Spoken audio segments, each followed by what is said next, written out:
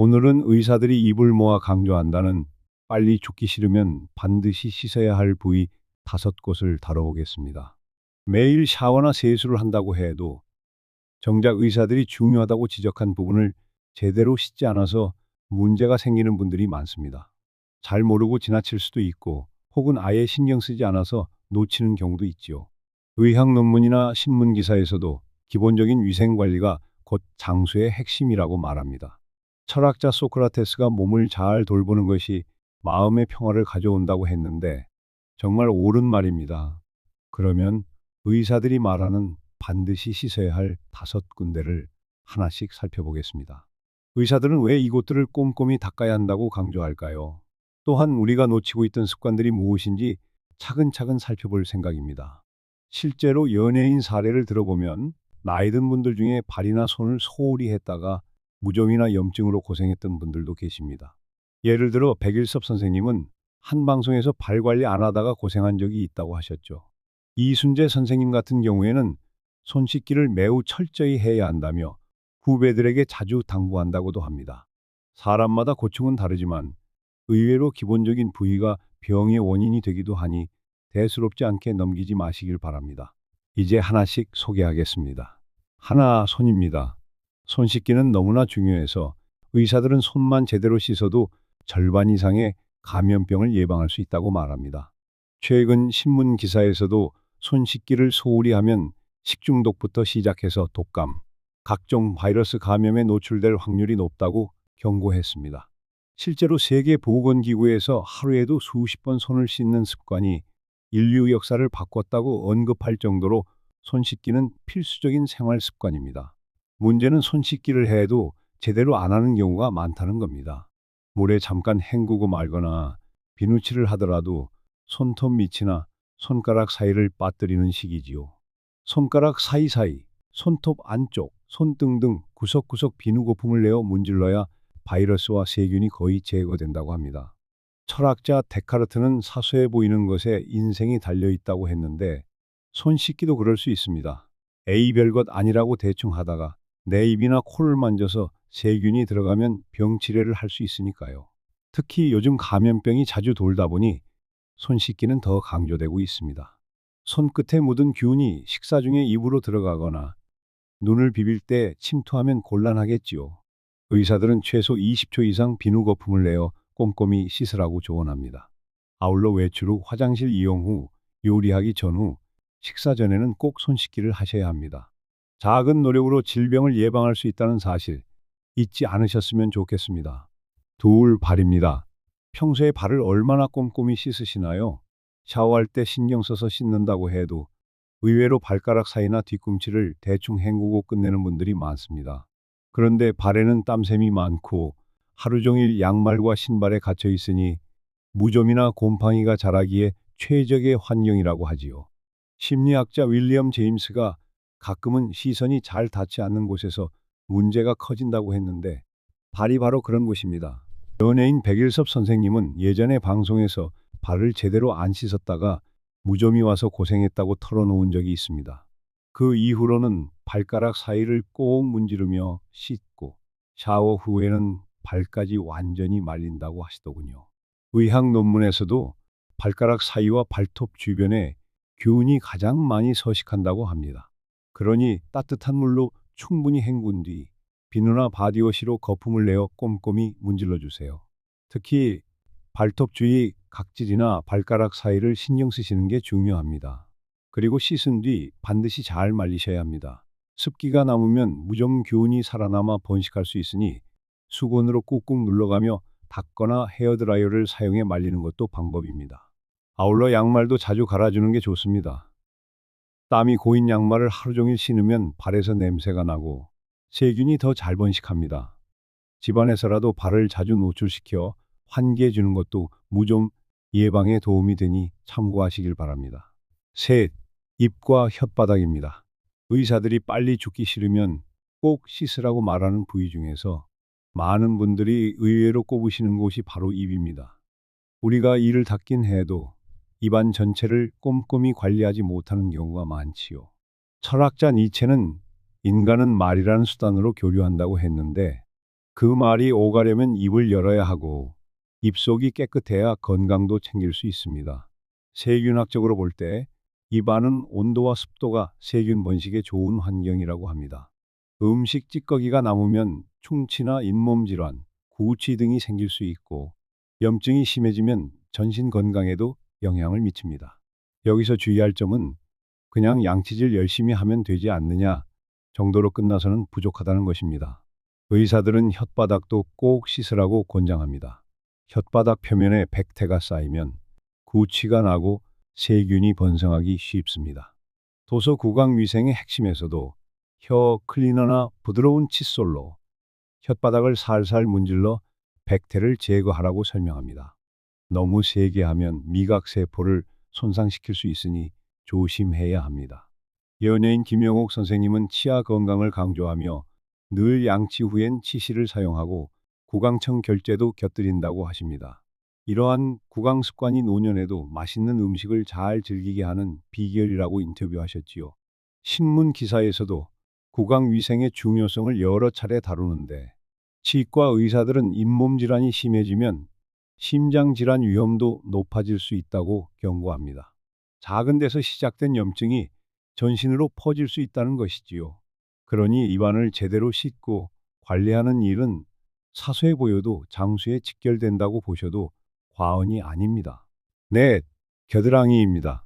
땀샘이 집중된 겨드랑이는 늘 습하고 온도가 높아서 세균이나 곰팡이가 살기 좋은 곳입니다. 누구나 여름철이 되면 겨드랑이에서 땀이 많이 나고 제대로 씻지 않으면 쾌쾌한 냄새가 날 수 있습니다. 배우 이순재 선생님도 한 예능에서 무대에서 연기할 때 겨드랑이 땀 냄새가 신경 쓰인 적이 있었다고 하셨는데 그 후로는 무대 오르기 전 꼼꼼히 닦고 필요한 경우 데오도런트를 사용한다고 합니다. 이런 사소한 관리가 본인도 편하고 주위 사람들도 불쾌감을 덜 느끼게 해주겠죠. 겨드랑이를 씻을 때 그냥 물로만 헹구지 말고 비누나 바디워시로 충분히 문질러야 합니다. 겨드랑이 털이 많은 편이라면 자주 트리밍하거나 제모를 해서 땀이 고이지 않도록 하는 게 좋습니다. 의학 기사에서도 겨드랑이를 깨끗이 관리하지 않으면 염증이 생겨 통증이나 악취로 이어질 수 있다고 합니다. 철학자 아리스토텔레스가 육체가 쾌적해야 정신도 맑아진다고 했는데 겨드랑이에서 불쾌감이 느껴지면 땀 냄새 때문에 심리적으로도 위축될 수 있으니 주의하시길 바랍니다. 또한 겨드랑이 씻은 뒤에는 잘 말려주는 게 핵심입니다. 수건으로 습기를 제거하고 필요하다면 바디 파우더 등을 사용해 땀 흡수를 도울 수도 있습니다. 그 위에 데오도런트를 뿌리면 냄새 방지에 효과적입니다. 특히 야외 활동이 많은 분이나 땀을 많이 흘리는 체질이라면 겨드랑이 관리를 더욱 철저히 하시는 편이 좋겠습니다. 다섯, 사타구니와 주변 부위입니다. 이 부위는 민감해서 말하기가 좀 쑥스럽다고 생각하실 수도 있지만 의사들이 강조하는 부분입니다. 사타구니, 생식기 주변, 그리고 항문 근처까지 꼼꼼하게 씻어야 합니다. 여기는 피부가 겹치는 주름이 많고 통풍이 잘 안 돼서 곰팡이와 세균이 번식하기 쉬운 환경이라고 합니다. 미 워싱턴 포스트의 한 기사에서도 이 부위를 씻지 않으면 습진부터 중증 피부 질환까지 이어질 수 있다고 지적했습니다. 연예인 백일섭 선생님이든 이순재 선생님이든 예전부터 나이 들수록 소변 자주 보고 땀이 더 늘면서 이 부위 관리가 중요해진다고 말씀하신 적이 있습니다. 조금만 게을리해도 염증이 생겨 곤욕을 치렀다고들 합니다. 실제로 도서 내 몸의 위생학에서 사타구니에 곰팡이가 퍼져 극심한 가려움과 진물로 고생하는 사례가 자주 인용됩니다.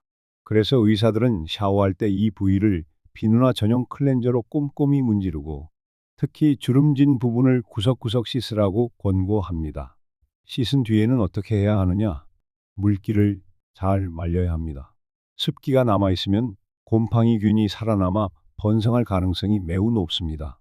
속옷도 통풍이 잘 되는 면 소재가 좋고 너무 꽉 끼는 것은 피하라고 의사들은 조언합니다. 또한 소변 후에 충분히 닦지 않고 속옷을 입으면 사타구니 주변이 늘 축축해져 세균 번식으로 이어질 수 있습니다. 철학자 공자가 작은 물 웅덩이가 커다란 질병을 부른다고 말했던 것처럼 이 부분이야말로 방심하면 안 되는 곳이죠. 여기까지가 의사가 말하는 다섯 군데, 즉 손, 발, 입과 혓바닥, 겨드랑이, 사타구니입니다. 사실 이들의 공통점은 땀샘이 많고 세균이 번식하기 쉬우며 우리가 혹시 대충 씻고 넘어가기 쉬운 부위라는 것입니다. 이 5곳만 꼼꼼히 씻고 잘 말려도 각종 감염이나 염증을 크게 줄일 수 있다고 의사들은 입을 모아 말합니다. 영국 의학 저널에서도 이런 사소한 위생 습관의 개선이 수명의 연장과 질병 예방에 크게 기여한다고 논문을 통해 발표한 바 있습니다. 혹시 어떤 분들은 이런 건 기본 아니야?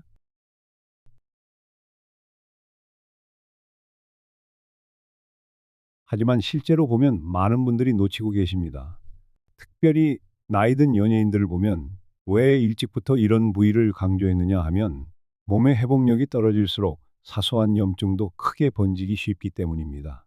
김영옥 선생님이 구강 관리를 철저히 해서 지금도 음식을 맛있게 즐기시고 백일섭 선생님이 발 관리를 잊지 않아 무좀을 예방한다고 하시는 이야기들이 괜히 나온 게 아니지요.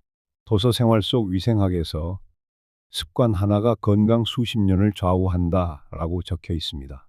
철학자 공자가 일상에서 비범함이 나온다고 했듯이 매일 밥 먹고 샤워하는 과정이 대단한 일이 아닐 수 있어도 그 습관들이 모여 내 몸을 지킨다는 것입니다. 의사 입장에선 이런 기본 수칙만 잘 지켜도 병원 방문이 크게 줄어든다고 하니 우리도 이제부터 실천에 옮기는 게 좋겠습니다. 마무리하자면 빨리 죽기 싫다면 손, 발, 입, 겨드랑이, 사타구니 이 5군데를 특히 꼼꼼히 씻고 말리라는 것이 의사들의 충고입니다. 이는 어느 특정 연령대만의 문제가 아니라 남녀노소 공통으로 적용됩니다. 아울러 습관이라는 게 한 번에 잡히지는 않으니 샤워할 때 이 부위들을 잘 문지르고 말려야겠다고 의식하시면 도움이 될 듯합니다. 체력 관리는 거창한 운동이나 보양식만으로 완성되는 게 아닙니다. 일상에서 가장 기본이 되는 위생부터 잡아야 오래도록 건강을 유지할 수 있다는 게 의학의 공통된 의견입니다. 또 무튼 문제의 심각성은 보통 눈에 띄지 않다가 갑자기 터져 나옵니다. 그래서 철학자 아리스토텔레스가 한순간의 방심이 100일의 병고를 부른다고 말했듯 작은 부주의가 큰 병을 부를 수 있다는 점을 꼭 기억하시면 좋겠습니다. 결국 이런 습관을 들이면 인생 후반이 훨씬 수월해집니다. 배우 이순재 선생님은 무대에서 항상 손 씻기와 입 관리에 신경 쓴 덕분에 지금도 발음이 맑고 건강 상태가 좋다고 합니다. 백일섭 선생님이나 김영옥 선생님도 마찬가지고요. 반면에 별것 아니라고 무시하다가 무좀이나 잇몸병으로 고생하는 분들도 무척 많습니다. 오늘 내용이 조금 길었지만 가만히 돌아보면 실천하기 그렇게 어렵지는 않습니다. 샤워 시에는 발가락 사이와 사타구니, 겨드랑이를 잠깐 더 문지르시고 화장실 다녀온 뒤나 식사 전후에는 손을 꼼꼼히 씻으시면 됩니다. 입을 닦을 때는 혓바닥까지 살살 문질러주고 치실이나 구강청 결제로 마무리하시면 좋겠습니다. 이 작은 습관들이 모여 여러분의 수명과 삶의 질을 지켜줄 것이라 믿습니다. 읽어주셔서 감사합니다. 늘 몸도 마음도 건강하시길 바라며 앞으로도 사소하지만 중요한 생활 정보와 함께 하시길 권합니다. 철학자 공자가 말한 작은 것에서 인생이 결정된다는 말이 있듯이 오늘 이야기도 작은 부분에 불과해 보이지만 우리 건강을 지키는 핵심이 될 수 있습니다. 부디 5부위를 꼼꼼히 습관적으로 씻고 말리시는 과정에서 건강을 지키시길 바라겠습니다. 모두 편안한 하루 되시고 언제나 자기 자신을 잘 돌보셔서 오래오래 즐겁고 활기차게 사시길 응원합니다.